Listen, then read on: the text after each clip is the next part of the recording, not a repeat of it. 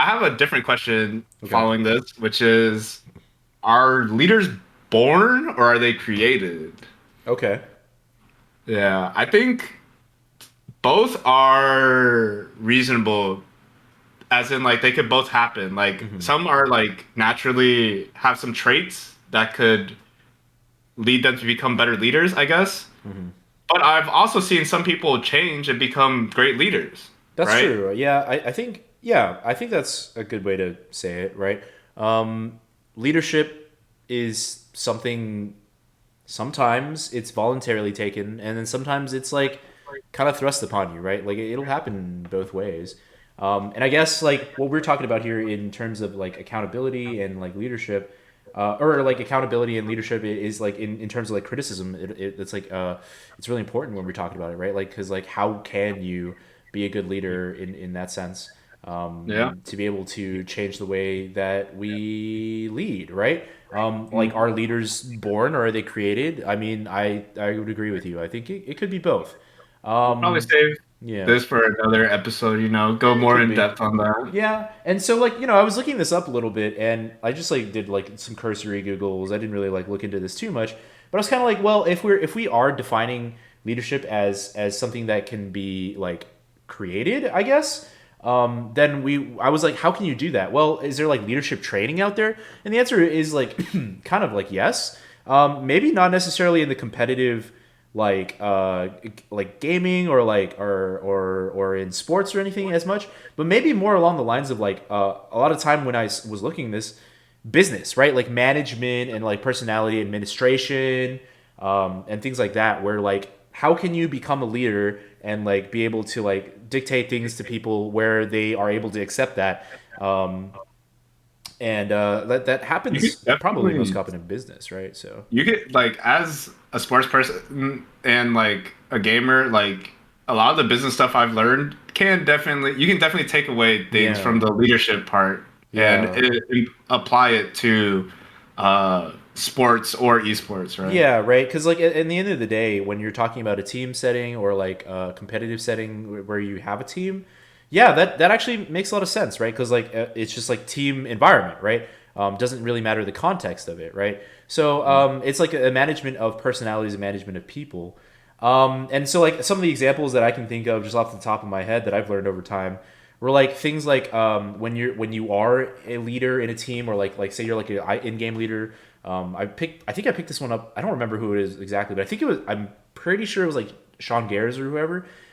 When he was doing in-game leadership roles, he like gave a tip to people saying like, hey, like when you like call a strategy or whatever, like pre-round or something, when you're calling strategies, and this I guess this applies to anything, but when you're calling strategies, when you're doing things, you should be like picking individual people out and then like telling them exactly what to do. You can't just say like somebody go do this or somebody go do this. It's kind of like I want to assign the right person to that right role, even on the fly, like in order to like make sure that everything gets executed the way that you guys have planned, right? So that is one aspect of leadership that I thought was pretty interesting.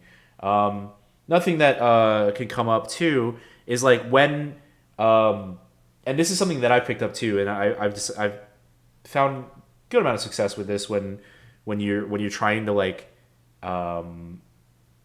soften a lot of stuff, when you're trying to soften criticism, or when you're trying to when you're in a like a learning environment, or when you're like providing advice or something, using the we instead of saying I or you, but bringing it together and saying we. And I know that might be obvious to some people, but for some people it isn't. Where like when you are trying to point out criticism, things like this, instead of saying like you need to do this or you need to do this, like for example, when I'm like teaching, tutoring students, or like when I'm talking to patients or whatever, it'd be like, hey, like well, we need to decrease the amount of like carbs that we're taking in or something, right? Like to like maintain health or something, right? So like if you come at this and you say you need to cut out the ice cream in your diet, right? You need to use lactate before you eat ice cream, Mike. We can say like, and even though I'm not necessarily talking to me, I'm just gonna bring it up as we, like, hey, like I think we need to decrease the carbs in our diet, Mike. I think we need to decrease the ice cream. You're taking in too much sugar. So, and then like, then maybe like bring it into the you after that point, right? Because like we are together in this, right? We are a Yeah. team, right? So like emotionally speaking, like emotional management wise, emotional EQ wise, right? Like you want to like be able to make sure that people are perceiving you the right way, right? Especially in authority positions, right? Especially in leadership positions. Yeah. So yeah, that's just something that I found to be like just part of like what you could do, especially when you're being when you're trying to be a leader or you're trying to like convince people to do what you think we should be doing together, right? Yeah. And I think you also mentioned something about like the schedules of reinforcement, like Yeah, whether it be intervals or like etc. yeah, that's right. Yeah, so well, what we wanted to talk about in terms of psychology too was like how we learn best, right?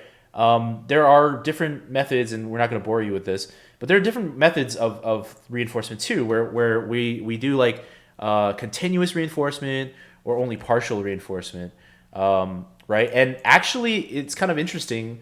Like if you give a reward in a continuous manner, it actually doesn't stick as well. And you learn a behavior quickly, but then you maybe don't necessarily continue that. Or like it's harder to have that behavior well reinforced. Now, the best example of this would be like, I think there was an actual experiment by like, I think it was BF Skinner or something like that. I don't want to say that wrong, but essentially what they found out was that if you like give a dog a treat every time they shake paws or whatever, this is actually not as strong as if you were to do only occasionally doing a reward, right? So like they shake paws, and then only sometimes you give a reward, or you give it in an interval timing, or only a ratio way, right? Right, where like the strongest way to do something is to have a variable ratio schedule of reinforcement, where you only sometimes give that reinforcement. And I think the strongest way to reinforce is through variable ratio, which is kind of like gambling is like the most common example for that, where Gambling, eh? gambling is pretty addictive. So like it's like a behavior that's reinforced kind of semi-randomly, right? Where like if you do something, sometimes you get a reward, right? Whereas like the other fixed interval, variable interval, or fixed ratio, these ones don't necessarily give you the most reinforcement or reward, right? So then I guess that actually leads us back to gaming a little bit as to why maybe gaming is so addictive sometimes, or competition is so addictive, is like you don't always win, right? And your Yeah. reward is winning, so it's only occasional, right? And so you're always seeking that next like win, but like sometimes avoiding a loss is more important than getting a win. It's kind of weird, right? Like when you're playing and when you're competing, you get into the scenarios where you don't always get your reward, but you end up getting reinforcing that behavior still, right? Yeah.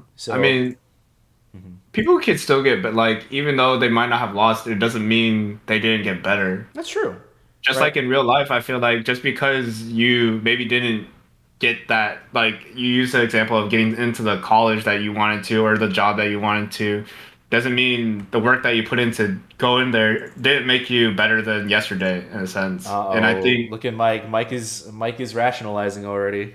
am I? Mike is Maybe. rationalizing his losses already. Uh, Boo, boo this uh, man.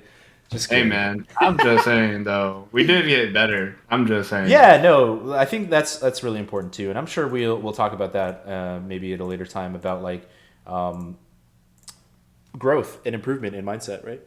And Anyway, so, I mean, we do have different types of leadership.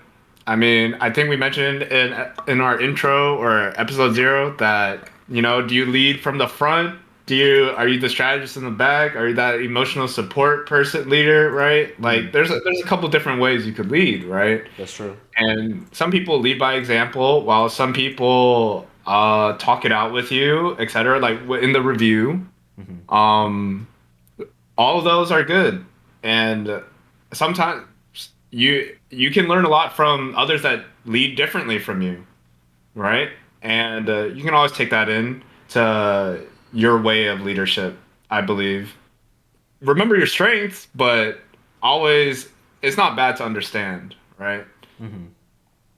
Okay. Uh, and Hmm. I mean, I think those that ability to try to learn from others is something that goes into how far are you willing to go to improve, right? Sometimes we can just focus on our strength, right?